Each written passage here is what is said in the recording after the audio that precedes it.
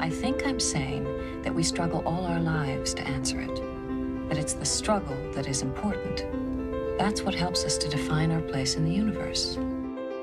This is Beverly, Dr. Beverly, Dr. Beverly Crusher. Honest. Forceful. Trusting. Brilliant. Strong. And adventurous. And this is Crusher Convo. Welcome to Crusher Convo, where we are crushing the conversation one episode at a time. And happily Beverly Crusher Day, guys, to all those who celebrate, because in 300 years, our favorite dancing doctor will be born. Now, I do want to mention real fast, because if you head over to Gates McFadden's TeePublic store, they have a very, very special design there that her team put together, and you will not be disappointed. So there's the link, teepublic.com/stores/Gates-McFadden-official-store. So wanted to mention that real fast. And of course, I got a couple of things that I want to just kind of get out of the way, and, a few reminders and a few upcoming things. First off, this shirt, Be Kind Like Crusher. This is at my TeePublic store, which there is the link, teepublic.com/users/crusher-convo. And all the proceeds of all these sales will go to Trek Talks next year, which is January 18th. And it's a wonderful telethon that, John Billingsley, Bonnie Gordon, and a bunch of the Trek stars come together, from Trek Geeks and Sci-Fi Sisters, and all of them come together and they try to raise money for the Hollywood Food Coalition, which is a great organization. Definitely look it up. So if you want to, there's their follow at Trek_Talks and all their socials, and then their YouTube channel, which is at Trek Talks Telethon. So yeah, any of these sales at my TeePublic stores will go to Trek Talk. So please hit it up. You could get a sticker, a hat. This is my Crusher combo hat. I don't know if you could see it, but yeah, I think it's a pretty nifty little design. So hopefully you guys will like it. Let me check real fast. We got someone in the comments. There's Happy Bookworm. Hello. And Terra Alpha Audio Drama, which we just met. So hello. Glad you are here.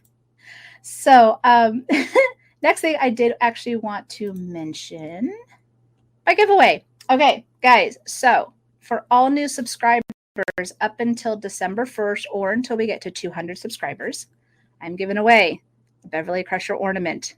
I mean, we don't get a lot of Beverly Crusher merch, so this is a big deal. And also some stickers. So all new subscribers, hit me up. There will be a drawing. If your name is picked, you get the ornament and some stickers. So I just wanted to announce that again, because I just put that out there. I was trying to give away this blanket because it says Maurice Hurley on it, and as a Gates McFadden fan, I'm not sure if I should have that, but apparently no other Beverly Crusher fan wants it as well, but it's just fine.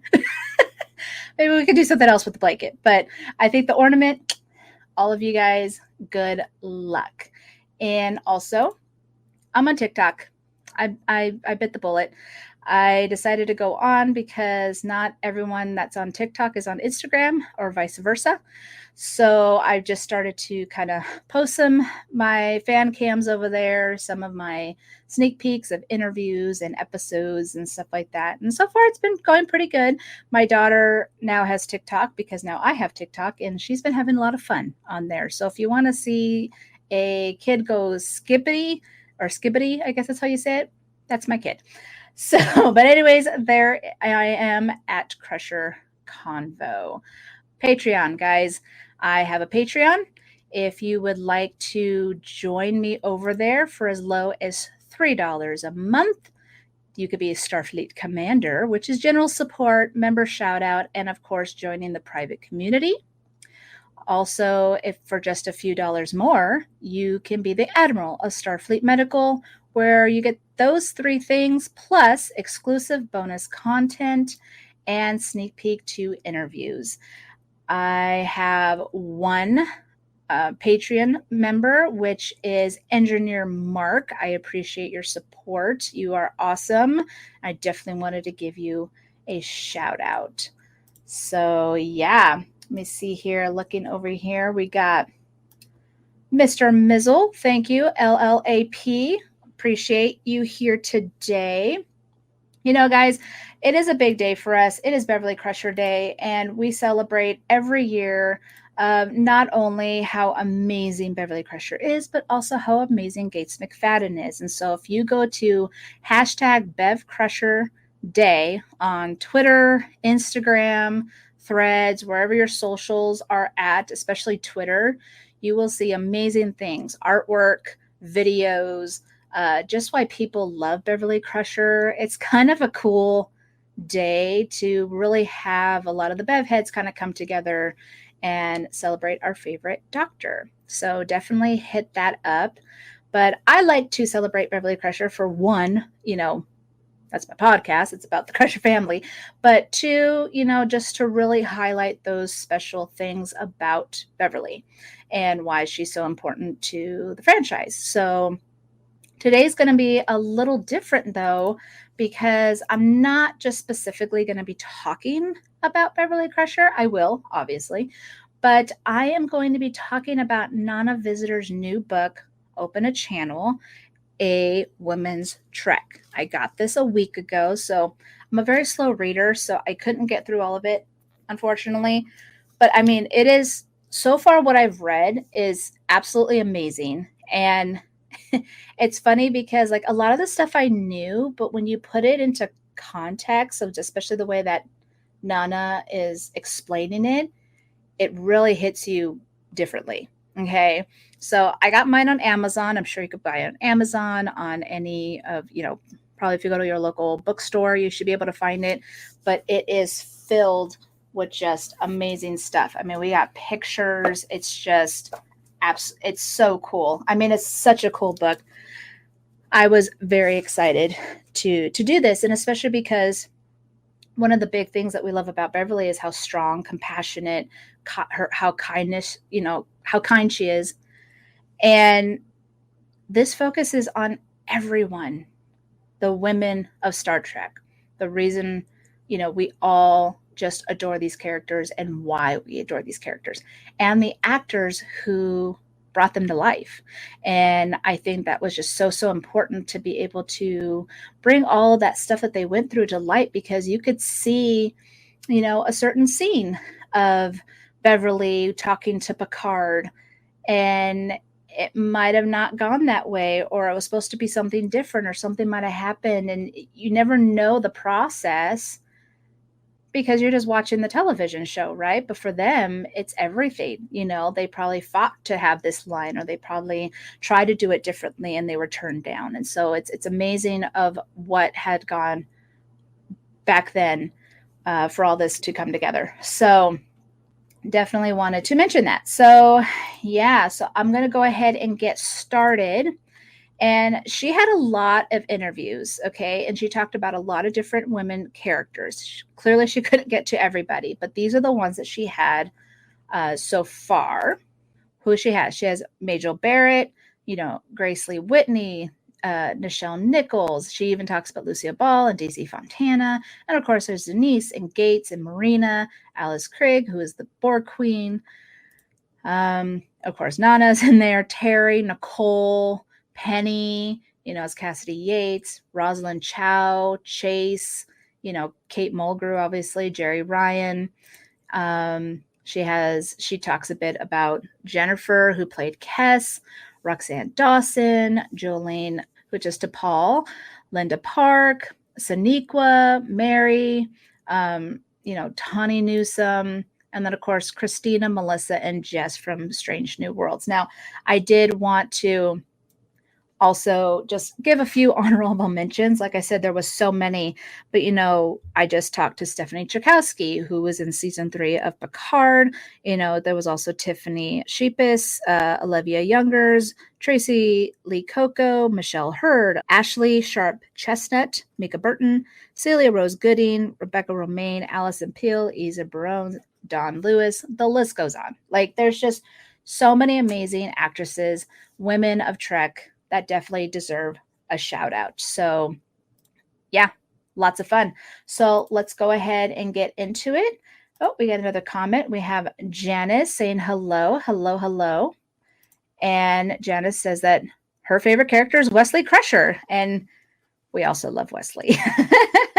Probably won't be messing with Wesley too much in today's thing, but he's very important to the podcast for sure. So I'm going to check my Instagram real fast. We have a Will Wheaton fan for Life 14 says she loves my shirt. Thank you very much. And asked about how it was like meeting Will Wheaton. It was amazing. I just met Will a couple of weeks ago at FanX. Definitely just amazing guy. Like I just could sit there and talk to him for hours. Like he's just absolutely great. So, but yeah, let's go ahead and get started. And if you guys have any questions or comments, just keep hitting that comment button. All right. So this was the very beginning. I had picked a few snippets in here, mostly about TNG and Voyager and DS9. But this was the very beginning, like the introduction part. And this is what Nana had to say. She says, I was also thrilled to discover how big a role Star Trek had played in changing individual lives. We actors hear firsthand from audience members what the effect of Trek has been on their lives. So we are primed to take on the responsibility for our characters. It is a unique opportunity to understand the importance of the story in the midst of telling it. Hearing what gave women a sense of freedom in their emotional lives has made me an advocate for them. I really loved that. I know they are so humbled by all the stories when they meet these fans, just telling them how, they inspired them to become doctors or scientists or security officer or something in those fields. And, at first, I think these actors were just like, well, we're playing a character and they're going to play him to the best of their ability, but they didn't realize just how much of an impact they were going to make. And they're still impacting to this day.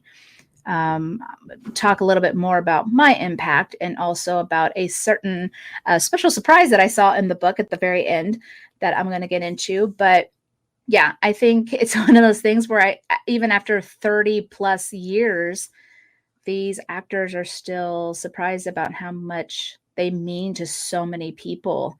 And that is something that they hold dear, right? And I think that was probably part of the reason why Nana did the book, was because she wanted to embrace that and show that to everybody. This is what we went through, and this is the strengths and how we had to get it done. But yeah, I think that was, I loved that part of the introduction. The next one here was about Denise Crosby, and I picked out this little section, and it was under no control.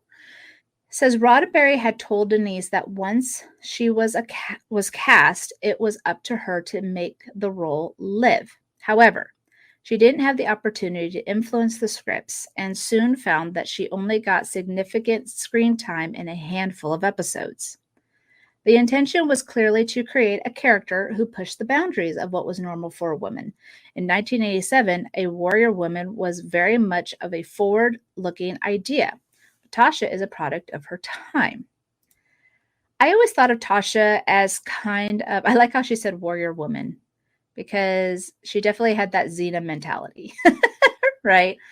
And I know what they were going for, but when you read the book, and Denise has talked about this a lot,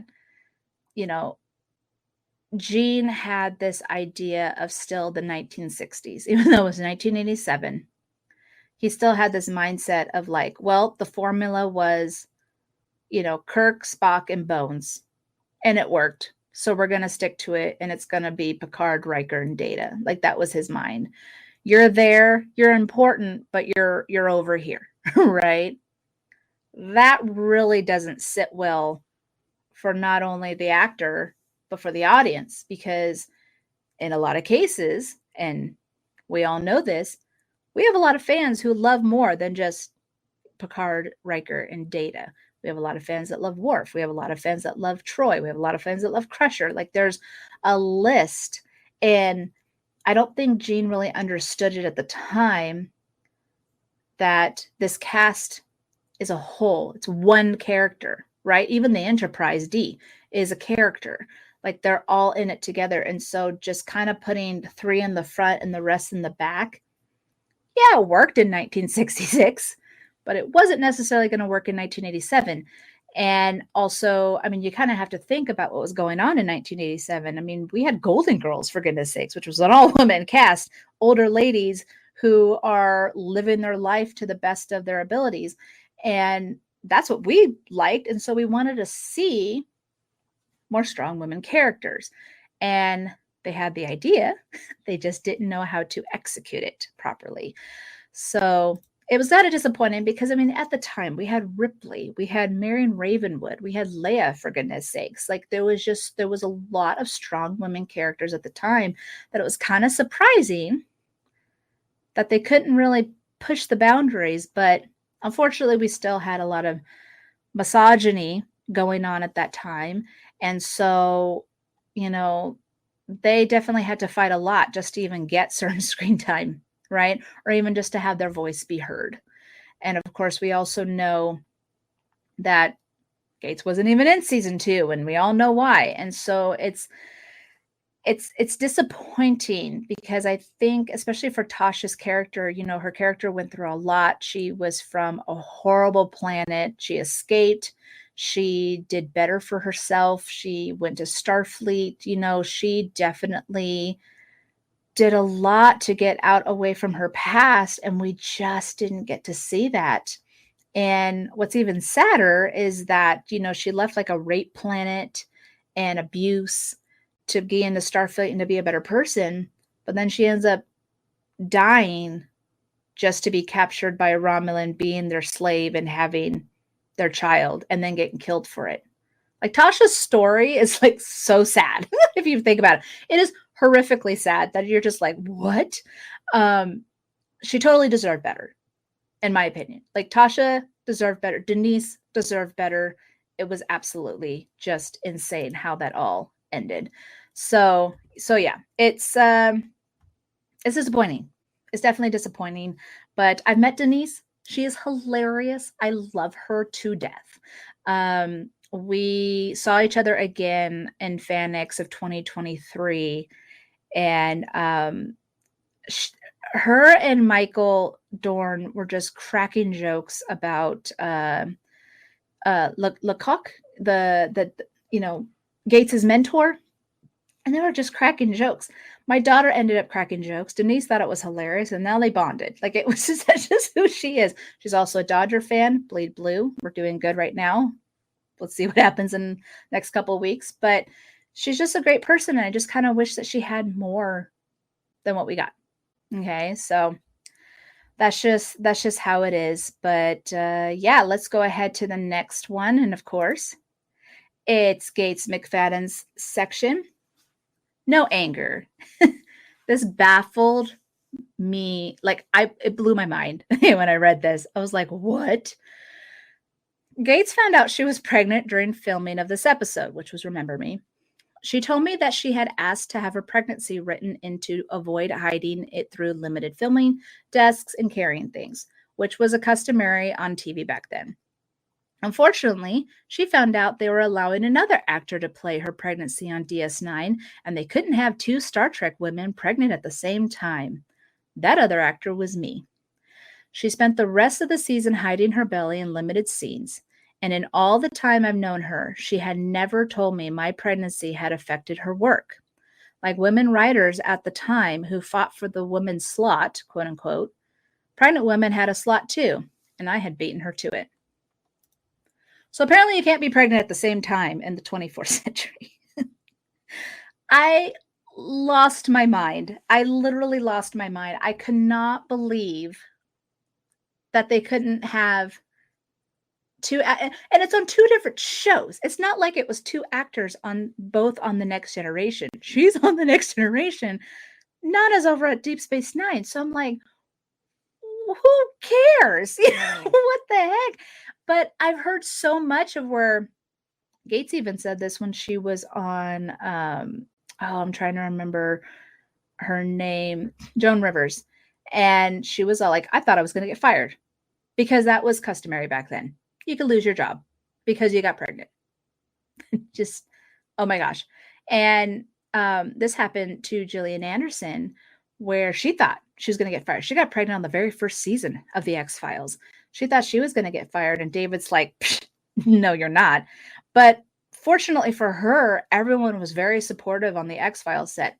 The only problem was it would have been a little too soon to be like Alien Baby on the first season. So they did hide her pregnancy. We got Alien Baby later on, but it was just too soon. So I guess because of creative differences, that didn't, play out the way way she wanted it. But I'm hoping she understood. I don't know. I don't know how that ended. But yeah, I mean, it's so crazy that it's like you're a working woman, you're married or whatever, you want kids and stuff like that, and then you have to choose between your children and your career. I don't think that's true. And so, and I grew up with a single mom who had to work to provide for her kids. And, she also had to deal with misogyny. Okay. And it just amazes me that even no matter what profession you're in, it's a problem. Like they're just going to be like, oh, well, you're not going to be able to do it. Or they start making excuses of like, but then when the baby comes, it's going to be a problem. And it's just like, no, we could do it. We can multitask. Thank you very much. I just could not believe that they just didn't even write her story in just because they couldn't have two characters pregnant at the same time, because that's just unheard of. I'm going to check Instagram real fast. We got a couple more people who have joined us. So thank you guys. There was another part of Gates McFadden's section of the book. I like that she mentioned this. It was under Crusher's choice. She was talking about attached and the whole will they, won't they trope. She says the answer is not now. And the one to decide that is Crusher. I like that she has agency in this relationship. That's admirable. But like with so many episodes, I felt like I was supposed to be more interested in how rejection feels for Picard than how it feels for both of them. Now, when Beverly returns in Star Trek Picard, you can see how the times have moved on. Despite having Picard's child, she has rejected him and set out on her own path. When he complains, she points out that he always put ship and duty first, stating that this wasn't enough for her. For me, and I think for Gates, we finally get to see the Dr. Crusher that was promised to us in the beginning, and it was quite thrilling. I know a lot of people had a lot of issues with that storyline, with Beverly leaving Picard and hiding Jack away. I believe it was Trev from Salon Trek. He had, or maybe it was Stan. I don't remember. One of those two. I always get them confused because they are one.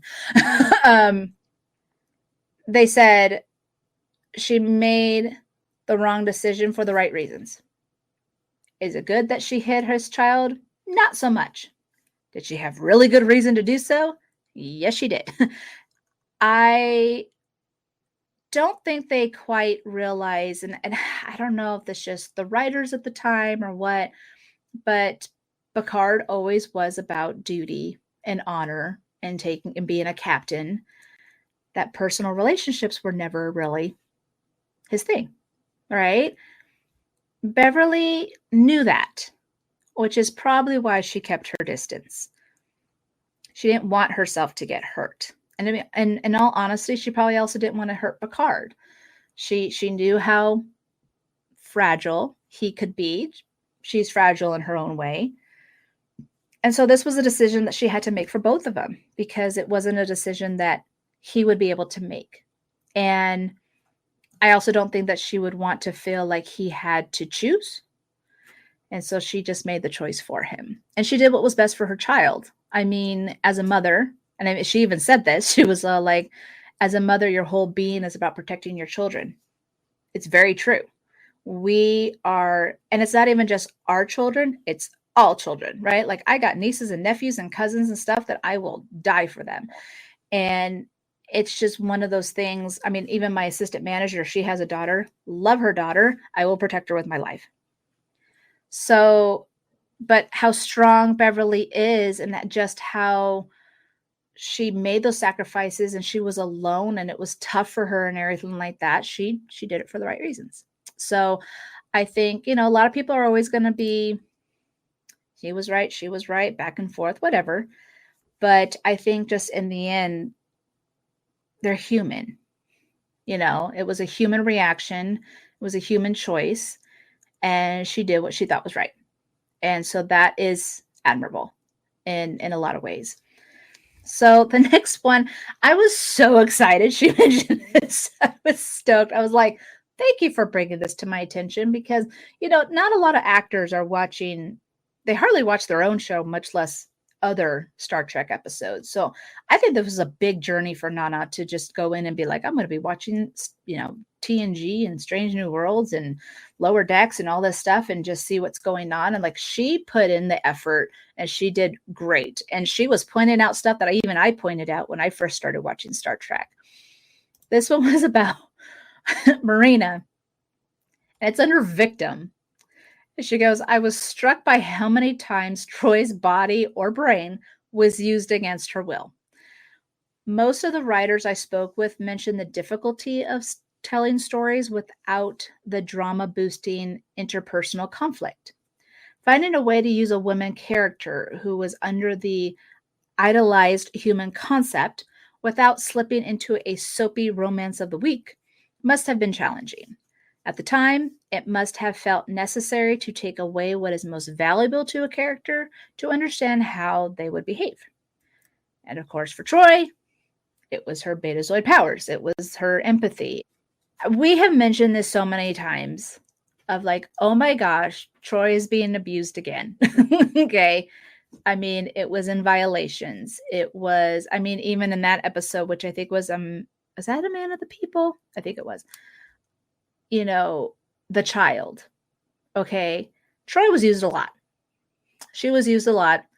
And I remember when I was recently on Green Shirt, I was on their episode for Sub Rosa.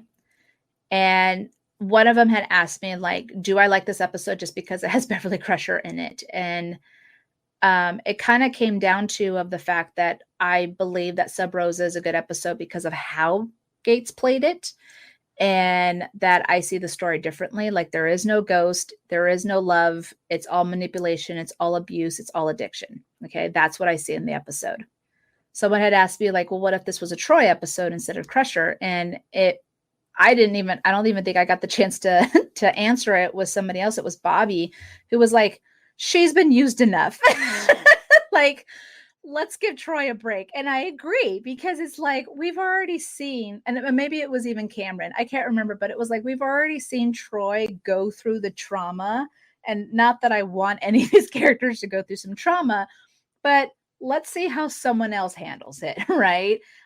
Like they said, it's kind of difficult to deal with these different stories without it becoming very like soap opera-y.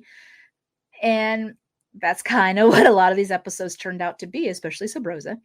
But it was a different take, right? Because having it as Beverly and not Troy, we definitely see it differently. And of course, Marina and Gates have totally different acting approaches. So if Marina had done it, we would not have the same impact. We would probably have a different impact or a different view on how the episode went based off that, right? So that's definitely one way of looking at it. But yeah, let's give Troy a break. I kind of chuckled at that part. Now we're on to Nana's portion, and this was under the gifts of Kira. Now, as she was talking about how she was playing Kira, because we all know that Kira suffered a lot being prisoner from the Cardassians and all that stuff. She says, I didn't have a name for it then, but my angry behavior was based on my understanding of post-traumatic stress disorder, PTSD, a term used since 1980. I once heard a Navy SEAL say that post-traumatic stress isn't a disorder, but proof that you had a human response to inhuman treatment. And since then, I refer it to PTS as well. I had no idea that in a few years, I would myself suffer with it, and its effects would last for over 20 years. As you guys know, Nana suffered a horrific, mind-boggling, violent event in her life. And she talks about it all in the book. And not only does she talk about it in the book, she also talked about it in Gates's podcast. Nana is a very strong human being. And I don't know if anyone's really told her that, because it is a very sensitive subject. You don't really walk up to her and be like, hey, about your trauma, let's talk about it. She definitely, to open up after all these years and to just be like, this is what happened. This is what I went through. This is what I'm still going through. What an inspiration that Not a Visitor is, like, truly. And I'm getting emotional. Knowing that I suffered, knowing my suffer from last year, my own trauma, which not even close to what Nana went through. I know it's going to be a part of me for a really long time. And I know I have support. And I know I learned a lot from Star Trek. So, and this is one of those things that it's like, okay, this is how you do it, and this is how you get through it, and this is how you survive. So it was it was a very important section of the book of how she was, putting everything into detail and how it was, and it was very emotional and, like I said, very inspiring. So I can stop crying now. I'm going to look at the comments. Janice would say, Happy Crusher Day. Happy Crusher Day to you. And Dave, hello. Thank you for being here. Happy Crusher Day. Glad to watch the live show. So happy for you to be here. And yes, she sure did. She is definitely an inspiration. She definitely is a fighter. And he says, we could all use that Nana power. That is for sure. Janice would say that Will Wheat inspired her to become an incredible actor just like him by huge inspiration. So, and that's what's wonderful about Trek is we have a lot of actors and a lot of characters that inspire us in all in different ways. Gates McFadden is mine. But I've learned a lot, not just by Gates, but just by so many other people with this franchise. And it came into my life at the right moment because, I got into Star Trek in 2022. My trauma happened in 2023. And so I don't know how I would have reacted during that time. So yeah, it's one of those things. And I had heard Nana's story prior to my own trauma. So, it was kind of like, what do you do? How do you get through it? What's happening? Like, how do you even process this? So, for sure, it's definitely important to have those inspirations to kind of, keep you going. Here's the next one, and it's about Terry Farrell. Her section was The Cost of Beauty. And she says, Terry remembers Michael Peller and Rick Berman telling her that Jadzia Dax was a cross between Grace Kelly and Yoda. Oh my gosh, guys. Wow, that's an acting challenge. But Terry took the note to mean a quiet majesty, this elegant, strong woman. Dax was both man and woman. Here was a character who had experienced life as both genders, so it made sense that she, quote, wouldn't conform to a stereotypical version of either. But in 1992, it wasn't clear how any of that would play out. Grace Kelly and Yoda, like, I actually read this as like they want this beautiful, angelic, amazing woman, and then Yoda is supposed to be that inspiring, has all the answers, mentor kind of thing. But I was all like, you picked a species from Star Wars to represent that. I mean, I could think of a lot of women that represent that. I don't know. It just seemed odd to put it in those two ways. But I mean, Yoda, man, like that's a kick-ass Jedi. So I'm glad Terry was like, I'm gonna go with it, and she was kick-ass, right? Like we saw Jadzia as an amazing, strong character, and she went toe-to-toe to Worf, she went toe-to-toe to Cisco, she went toe-to-toe to every single person, and she never let her like, even when she let her guard down, she was also just being herself. And she was like, you don't like it? There's the door, you know?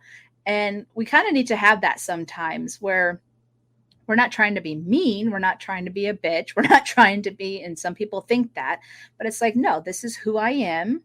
You can accept it, or there's the door, you know? And I think that's also what a lot that we're going through now.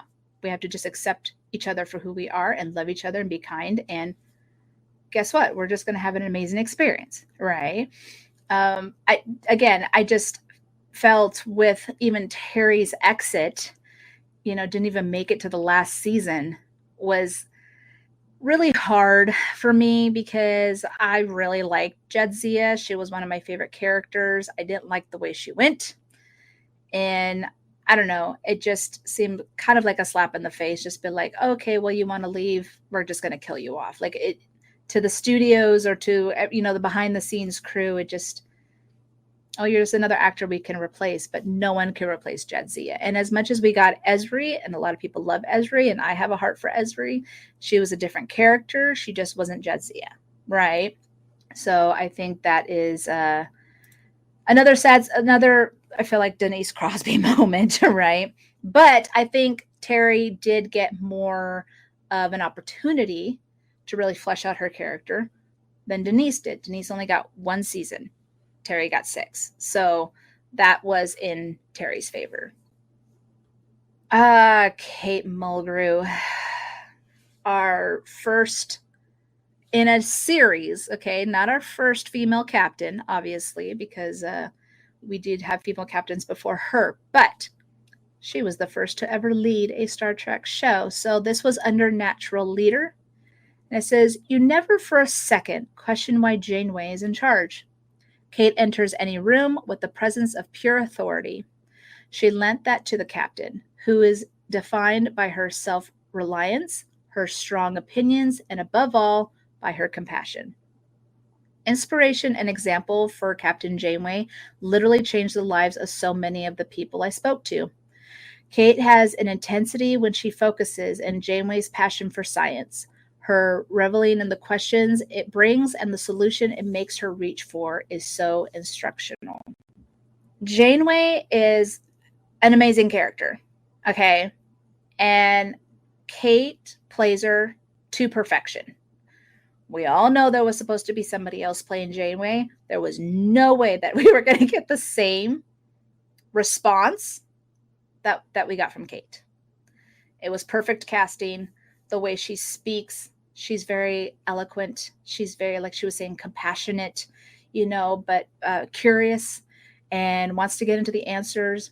And I'm trying to remember the 3 things that Janeway says. She's like, tuck your shirt in, go down with the ship, and never abandon your crew.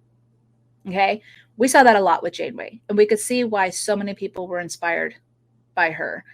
She was also like a mom of that ship. And it's funny because even in my department, I have 19 employees under me. They call me mom. Even though those that are older than me, they're like, okay, mom. And I'm like, well, and it's just because I'm just like, you know, getting them to work, but I'm also interested in their life. And I'm trying to be like, hey, you're not yourself today. Let's talk about it. You know, just because I feel like that's, you know, helpful in a lot of ways. But she was the same way, right? And people respected her for it. And it was great to see. But this is what's fascinating, guys, is that we are seeing these amazing characters who had the authority, who even the men, you know, were like, yes, sir. But the actors behind the scene fought their asses off just to get to that point. So it was just so amazing how they were putting it on TV, but then they weren't even treating the actors with that respect. It just is mind-boggling in that sense. And, you know, every single one of them had a story about how hard it was to be in the industry, right? And, you know, like for Gates, for instance, we've all heard her stories. And as much as she was let go because of Maurice Hurley, she was a favorite of the fandom. They wrote letters. They were like, bring her back. We want Crusher. And the moment Maurice was gone, they called her up. I mean, Patrick was like, I'm bringing her back. Like, this is ridiculous. Like, it was just, I wish they had that. Like, let's do it, in the beginning and be like, bye, Maurice, and kept her, but misogyny. But anyways, the thing is, though, is it's one of those things that these women, all these actors worked so hard just so they could betray the characters that they wanted them to be. Because we wouldn't have these characters as amazing as they are without the way that the actors portrayed them. And so we literally owe all of it to them. Every single person that was interviewed in this book, every single person that I mentioned, every single person that was in the franchise, they all impacted us the same way, and we all owe them a debt of gratitude for it. Just had to put that out there, by the way. As I'm getting towards the end here, this was the conclusion. It says, writing this book caused an earthquake in my life. Most of the interviews were filmed. I asked questions that I thought would help the women reveal how it had been for them. Rewatching them many times, I felt that the question I chose and the words I used revealed me too, in ways that weren't always consistent with who I thought I was. Doing this project forced me to take a hard look at myself. I always find it amazing when you are doing a project, could be anything, right? And when you really start to get into these deep conversations with people and you start to realize, that's me. That's a piece of me. I'm part of that puzzle, right? And that's how it was with me, and I know how it was for a lot of people, to be a fan of Star Trek. We see ourselves in a lot of these characters. We see ourselves as single moms or just single parents. We see ourselves who've lost parents. We've seen ourselves who've lost children, who have just gone through hell in their life. And it's always nice to feel seen. And it's always nice to always open up that Pandora's box of your life and just kind of figure out, who am I, right? Who is this person? What have I gone through? I've always said that, every person is who they are just because of all the things that they've gone through, right? They would not be the person they are today if they did not go through these things. And some of those things may be tragic. Some of those things may be wonderful, but we would not be that person if we didn't have those, right? And so it's funny how Nana had that same experience just doing this book. And she probably even grew closer with these women than ever before, because they were really being raw and emotional and just peeling back those layers. And they were doing it for us as the fans to be like, this is my story. And we could be inspired by that. We can totally be like, how can I put this in my life? How can I learn from this? So I think that was what was important and why I really wanted to do her book for Beverly Crusher Day. We are celebrating a woman that we all love and adore for all different reasons. This is the perfect example for it. Now, this last conclusion, though, that I put in here, I was very excited. I was reading Gates's section and I had recognized a name, Major Mel. She is a wonderful Beverly Crusher fan. We have not met in person, but we have talked for these last couple of years. She has joined Crusher Combo last season by, submitting some voice hails, on certain episodes. As you can see, she is donning the Bev Pack shirt in this photo. Nana was so taken aback by the amazing person that Mel is that she had to talk to her. And I literally screamed when I saw her name in the book. I was like, oh my gosh. And I reached out to her and she's like, look at the back. And she has 3 pages, guys. This was part of it. Now it says Mel is a chaplain in the U.S. Army. In an ever-shifting world, she has found grounding for 3 decades with 2 mentors, the character of Beverly Crusher and the woman who plays her, Gates McFadden. it interests me that she transferred her admiration of Crusher to Gates, and I asked her about it.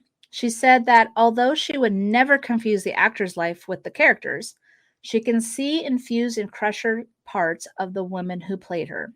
This led her to feel that McFadden was a mentor for this new chapter of her life. Do it for Beverly. And I wrote that because she said that anytime she was doing something, as she was going through the army, as she was going through life, she was like, do it for Beverly, do it for Beverly. This is what would Beverly do, right?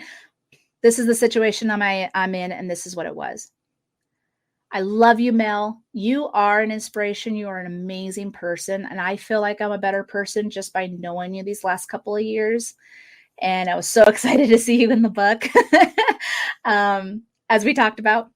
But it made me think about when I was younger, and, I didn't know Star Trek, so I didn't have Beverly Crusher, but I had a lot of, I was homeschooled, didn't have a lot of friends, didn't have teachers, was never really outside of the house. My mom was also very sick, so I had to take care of her a lot.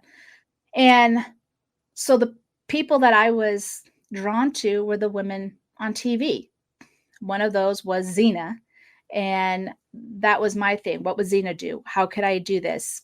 I went through my whole depression. I went through my whole suicide attempt. I did, it was a very rough childhood. But I always looked to a lot of women to just try and build that strength. I loved Leia. I loved Marion Ravenwood. I loved the Golden Girls. I loved Julie Andrews. I loved Carol Burnett. Those were people that I absolutely adored to keep me going and to just understand who I am and how I could be strong, right? So I understood that part when Mel was talking about when she was younger, growing up. And as I got older and, I'm married the second time, I have a daughter, and I watched Star Trek for the first time, and instantly it's Beverly Crusher. She was a single mom. I was a single mom. I was the same age as Gates, and my daughter was the same age as Will in that first season when I first started watching Star Trek. So I just had this connection to her character. And like Mel said, there's a lot of Gates in this character. The way she rolls her eyes, the way she says a word, or how she talks to Picard, or how she even just brings out authority.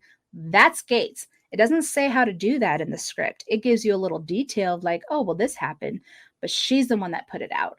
I've talked about so much in Sub Rosa, it would say like an addict needing her next fix, right? When she was in the quarters waiting for Ronan after she lit up the plasma fire. That was Gates acting that out. That's all it said in the script. She acted like that tweaker in that room, and she was pacing back and forth. We saw that, moment with her because Gates took it to a next level. That's why we love Beverly Crusher, and it's because of Gates McFadden. Before I continue, Dave said, what a great inspiration. Fantastic words from Mel. Absolutely. I am so happy to call her my friend. I'm so proud of her. And one of the things is now as I'm an adult, I have Beverly Crusher as an anchor. I don't know what I would have gone through, guys, if I did not have Beverly Crusher or Star Trek or anything like that when I went through my trauma or when I went through all of my stuff last year. Dang, I hate getting emotional. But and it's because it was so hard. And I went through so much, and it wasn't even just the trauma. There was so much else going on. And even just this year, I've dealt with so many losses. I've dealt with just hardship, personal, work-related, whatever. And it was just bam, bam, bam, bam, right? And this happens to everybody. We all go through something every day, and we have to have an anchor. I have faith. I believe in God. But there's also these moments of where it's, seeing an actual person, even a character go through hardship and see how they handled it. That helps. That helps get you through it. Be like, okay, I am hit rock bottom, but I'm definitely going to get up. And Dave Blast told me once, a ball cannot bounce until it hits the bottom. And it's one of those things where it's we can hit the bottom lots of times, but we will bounce back, right? We always bounce back because we are strong. We are capable of being able to handle these situations as hard as they are, right? And especially in the Star Trek community, we have each other. And someone for me who didn't have a lot of people growing up, you know, the Star Trek community has been awesome. And I thank everybody for it. So I'm going to stop crying now. But, and one thing I did ask my husband, we meet once a week as he's getting help right now. And I asked him today, I was like, I'm going to be talking about the women of Star Trek for Beverly Crusher Day. Who were women that really just mean a lot to you? And he mentioned his two teachers, a 4th grade and a 5th grade teacher who taught him about how poetry was cool and the arts and science. And he says they were just awesome. They were single. They had kids. And he's like, they just made learning fun. And that's what he remembered the most, because where he lived at the time, it wasn't the greatest area, but he found comfort in those teachers. And I was like, it's funny. I've known my husband 21 years. I never knew that about him. And I thought that was great. And it was, it brings out just, there's always someone in your life, whether it's a character or a person in your life that makes an impact to this day. I'm going to look at Dave's comments. He says, Golden Girls and Designing Women were my go-tos as entertainment. Love Designing Women. Julia Sugarbaker, that's my girl. I'm a gay man, but I liked seeing empowered women hold agency with their lives in different age groups and body types. That's what was the big thing, especially for Golden Girls, right? They were older, they were dating, they were talking about sex life. Like they just, they were living, right? And they were funny. Like I learned so much. I could quote that show. Dave also says, hey, be emotional. You lived it. This is a safe space. Thank you very much. And he says, Dave Blass and Liz Kay both had the same sage advice when you pull them aside and chat with them. They are fun people, but down to earth. Agreed. Yes, they are amazing people. Haven't gotten to meet them in person. I've only talked to them through social media, but they are amazing people. And they gave us back the Enterprise D, guys. So we owe them like a lot. I'm not going to lie. But that's really my conclusion of the book. Like I said, I haven't even gotten to finish reading it. I've only been able to skim through most of it, but it is so empowering and is so good. You will not be disappointed. It has so many stories. It talks about so much. And I think you guys will enjoy it. And I thank Nana for deciding to do this book because, it brings up those hard questions and, makes us think about ourselves a little bit. So, how are we going to be a better person today, right? Be kind like Crusher. But before I wrap up, I did want to mention real quick, to wrap up my season 2, I'm going to be deep diving into Lower Decks, the final season. It's season 5, guys. It comes on October 24th. So it airs on a Thursday and I will react and review on Friday. So my first one will be on the 25th. If you would like to be a guest on a particular episode, just hit me up. I do have this form that you could fill out if you want to pick an episode. Doesn't matter. Or you can hit me, DM, any social media, email me. But I think this will be a good way to wrap up season 2. And I'm super sad because I love Lower Decks. And so I hate that it's ending. And of course, guys, you could also listen to all the audio versions of my episodes on Apple Podcasts, Spotify, and GoodPads, or any of those other wonderful podcast apps that you love to listen to. You could buy Crusher Combo merch at TeePublic, just like my Be Kind Like Crusher. And remember, all the proceeds for the Crusher Kindness shirt or sticker, whatever the design, will go to Trek Talks next year. So hit it up over there. Right now, there is a big sale going on. So definitely is a time to do it. And of course, you can like and subscribe on YouTube. You can meet me up over at Threads, Instagram, and now TikTok. Don't forget about my Patreon, and you could also buy me a coffee. So yeah, I hope you guys have enjoyed this. I want to thank everyone in the chat. We had Janice and Dave, and I know Happy Bookworm was here, Tara Alpha, Mr. Mizzle. We had a couple people over on Instagram, so thank you so much. And let me see here. Dave says, I'm only up to the first part of Nana's story so far, about a third way through. Most excellent, but can't put it down. That's very true. Sometimes I'm all like, okay, I got to go to bed. I have to work tomorrow. And he said, so glad to be on the live chat. See you around. Thank you, Dave. You've been wonderful. Thank you so much for your support. Happy Bookworm said, enjoy. And Tara Alpha says, great show. So thank you, guys. But yeah, I will be here in a couple of weeks to talk about Lower Decks. And if anything else pops up, just hit me. I'll put it on the socials and you'll see what else is going on with Crusher Convo. But like I said, guys, this was so much fun. Thank you for joining me. But yeah, guys, live long and prosper. Crusher out.